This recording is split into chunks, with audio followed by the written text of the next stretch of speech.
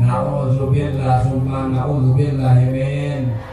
Yakin ayatna, yakin terjadinya siksa di adabna aya kerja manusia ngalawan bersolat. Yo urang emutan, urang murid ayeuna keneh ka Gusti Allah mumpung aya keneh umurna sabaraha salat dan urang qoladeun teh sakumahaeun kewajiban hutang urang ka Gusti Allah teh mumpung aya waktuna sabab loba jelema di alam kubur minta kekuatan ka Gusti Allah. Gusti hudangkeun abdi sajam, Gusti hudangkeun abdi sapoe eta rek dipake sujud ku abdi ka Gusti, sapoe eta rek dipake salat ku abdi ka Gusti, sapoe eta rek dipake maca Quran ku abdi ka Gusti. Geuning maca Quran abdi nu nyangan di alam kubur abdi mah, geuning salat abdi ya nulungan abdi di alam kubur.